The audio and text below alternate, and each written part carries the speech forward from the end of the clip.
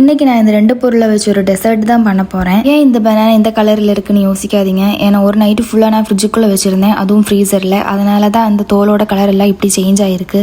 அது கூட நான் ஒரு டைரி மில்க்கும் கூட எடுத்துக்கிறேன். ஃபுல்லாக எடுக்கல, இதுலேருந்து கொஞ்சம் தான் எடுத்திருக்கேன். அப்புறம் பனானாவோட தொலியில் எடுத்ததுக்கப்புறம் ஒரு மிக்ஸி ஜாரில் போட்டுட்டேன். அது கூட ஃப்ளேவருக்காக ஏலக்காய் போட்டிருக்கேன். ஏலக்காயோட ஃப்ளேவர் எனக்கு ரொம்ப பிடிக்கும், அதனால தான். அதுக்கப்புறம் போட வேண்டியது சுகர் தான். வாழைப்பழத்துக்கு எவ்வளோ இனிப்பு இருக்கோ அதை பார்த்து தான் போடணும். இந்த பழத்துக்கு அவ்வளோ இனிப்பு இல்லை, அதனால நான் 4 ஸ்பூன் சுகர் போட்டிருக்கேன். அது கூட கொஞ்சமாக சாக்லேட்டையும் சேர்த்துக்கிறேன். அதுக்கப்புறம் நம்மளுக்கு தேவையானது பால் தான். பால் கொஞ்சமாக தான் ஊற்றணும், ரொம்ப ஊற்றக்கூடாது. இப்படின்னா பிளெண்ட் ஆகி கிடைக்கும் போது நம்மளுக்கு பேஸ்ட் கன்சிஸ்டன்சியில் கிடைக்கும், அதனால தான். அப்புறமா நான் இது ஒரு பிளாஸ்டிக் கண்டெய்னரில் மாற்றிட்டேன். அது மேலே கொஞ்சம் சாக்லேட்டையும் பொடி பண்ணி சேர்த்துக்கிட்டேன். ஒரு 4 மணி நேரம் ஃப்ரீசருக்குள்ளே வச்சு எடுத்துட்டேன். வைஷாக்கு சாப்பிடணும்னு சொல்லிட்டே இருந்தாங்க, அதனால தான்.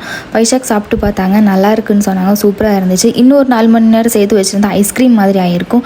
ஆனால் இது கொஞ்சமாக மெல்ட் ஆன மாதிரி தான் இருந்துச்சு, இருந்தாலும் சூப்பராக இருந்துச்சு. நீங்களும் இது வீட்டில் ட்ரை பண்ணி பார்த்துட்டு எப்படி இருக்குன்னு சொல்லுங்கள். அப்போது நெக்ஸ்ட் வீடியோ வர வரைக்கும் பாய்.